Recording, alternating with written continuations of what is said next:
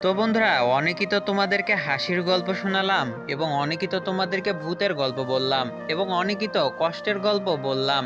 তো আজ আমি তোমাদের এমন একটা গল্প শেয়ার করব যেটা শোনার পর আমি জানি এটা তোমাদের অনেকেরই উপকারে আসবে। তাই আমি তোমাদেরকে বলবো এই ভিডিওটা শেষ পর্যন্ত দেখো, কারণ শেষ পর্যন্ত না দেখলে তোমরা কিছুই বুঝতে পারবে না। তো বন্ধুরা, চলো গল্পটা শুরু করা যাক।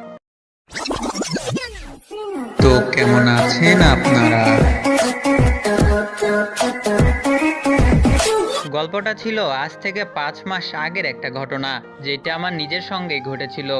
আসলে ঘটনাটা ছিল টপ আপ করা নিয়ে। আমি তো জীবনে কখনোই গেমের টপ আপ করি নাই। শুধু আমার মনে আছে একবার আমি লেভেল আপ পাস নিয়েছিলাম, তাও আবার ডিজলক ক্যারেক্টার নেওয়ার জন্য।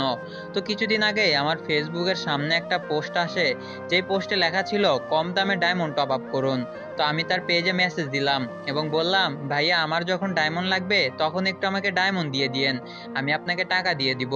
তো তার কিছুদিন পরেই আমি আমার বাসার জানালার সামনে বসে গেম খেলতেছিলাম। তখনই আমার পাড়ার এক ছোট্ট ছেলে এসে আমাকে বলল, তাহমিদ ভাইয়া আমি গেমে টপ আপ করব, কিন্তু কোথায় থেকে করব সেটা জানি না, আপনি আমাকে যে করেই হোক একটা উইকলি নিয়ে দিন। তো আমি ভাবলাম যে কিছুদিন আগে তো আমি একজনের সাথে কথা বলেছিলাম যে ডায়মন্ড টপ আপ করে দেয়, তো তার থেকেই নিই, সেইটাই ভালো হবে। তো তার কাছে আবার দিলাম মেসেজ, বললাম ভাইয়া একটা উইকলির দাম কত? তো সে উত্তর দিল একটা উইকলির দাম 165 টাকা। তখন আমি সেই ছোট্ট ছেলেটিকে বললাম, একটা উইকলির দাম 170 টাকা, তুমি টাকা নিয়ে আসো।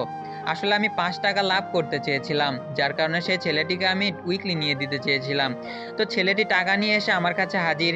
তো দিলাম মেসেজ সেই ডায়মন্ড সেলারের কাছে এবং বললাম আমাকে একটা উইকলি দিন, এবং সে আমাকে একটা বিকাশ নাম্বার দিল। আমি তার বিকাশে 165 টাকা দিলাম। দেওয়ার পরে গেমের ইউআইডিটা দিলাম এবং তাকে বললাম, ভাইয়া ডায়মন্ডটা আসতে কতক্ষণ লাগবে? সে আমাকে বলল 5 মিনিটের মতো সময় লাগবে। তো সেই ছোট্ট ছেলেটিও আমার কানের কাছে এসে বলতে লাগলো, ভাই আর কতক্ষণ লাগবে ডায়মন্ড দিতে? এখনো তো ডায়মন্ড দিল না। তো আমি আবার দিলাম সেই টপ আপ সেলারের কাছে মেসেজ। যেই না আমি মেসেজ দিলাম, খেলাম একটা ঝটকা। দেখি তার কাছে কোনো প্রকার মেসেজ যাচ্ছে না, মানে সে আমাকে ব্লক করে দিয়েছে। তো আমার তো উঠে গেল মাথা পর্যন্ত রাগ। এখন কি করি? দিলাম বিকাশ এজেন্টের কাছে ফোন। তখন আমার ফোনে ছিল মাত্র 4 টাকা। সেই টাকা দিয়ে ফোন দেওয়ার সাথে সাথেই যখন বিকাশ এজেন্ট আমাকে বলে যে ভাইয়া আপনাকে কিভাবে সাহায্য করতে পারি, তখন আমি তাকে বলতে লাগলাম যে আমি এই নাম্বারে টাকা দিয়েছিলাম, তো সে আমার টাকাটা মেরে দিয়েছে, যার কারণে আমি টাকাটা ফেরত পেতে চাই। যেই না লোকটা উত্তর দিতে যাবে, তখনই ফোন গেল কেটে। আমার মাথায় তো প্রচন্ড রাগ উঠে গেল। যে করেই হোক আমার 165 টাকা ফেরত নিতেই হবে। তখনই আমি আবার আমার ফোনে 20 টাকা ভরলাম, যাতে আর এইবার কথা বলার সময় কল না কেটে যায়। তো দিলাম আবার এজেন্টের কাছে ফোন। যেহেতু প্রতিবার ফোন দেওয়ার কারণে আলাদা আলাদা এজেন্ট নাম্বারে এজেন্টরা কথা বলে, তো একটা অন্য এজেন্ট আমার ফোন রিসিভ করলো। তখন আমি তাকে আমার ঘটনাটা খুলে বললাম এবং তার কাছ থেকে সাহায্য চাইলাম যে ভাইয়া যেই করেই হোক আমার টাকাটা ফেরত এনে দিন। তখন বিকাশ কর্তৃপক্ষ আমাকে জানালো যে কিছু সময় অপেক্ষা করুন, আমরা সর্বোচ্চ চেষ্টা করব আপনার টাকাটা ফেরত আনার, এবং বলল কিছুক্ষণ পর আপনার ফোনে একটা মেসেজ যাবে এবং সেইখানে বলে দেওয়া হবে যে টাকাটা কি আপনি ফেরত পাবেন কি না। তো আমি তাকে বললাম ধন্যবাদ ভাইয়া, তাই বলে কলটা কেটে দিলাম। এবং তার 1 ঘন্টা পর আমার ফোনে একটা মেসেজ আসলো এবং সেখানে লেখা ছিল, আমরা দুঃখিত, টাকাটা কোনোভাবেই ফেরত আনা সম্ভব না। তখন আমি মনে মনে হিসাব করতে লাগলাম, একে তো আমার স্ক্যাম হইলো 165 টাকা, এবং বিকাশ এজেন্টের সাথে কথা বলতে বলতে গেল 20 টাকা।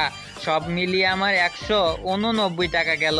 আমি আর জীবনে কাউরে থেকে টপ আপ করতে যাবো না। তো বন্ধুরা, আমার মতো তোমাদের আর কার কার এরকম টপ আপ করতে গিয়ে অনেক স্ক্যামের শিকার হয়েছো এবং কত টাকা তোমার হারায় গেছে, সেইটা অবশ্যই তোমরা কমেন্ট বক্সে লিখে জানাবা, কারণ আমিও জানতে চাই তোমরা আজ পর্যন্ত টপ আপ করতে গিয়ে কার কত টাকা হারিয়ে ফেলেছো।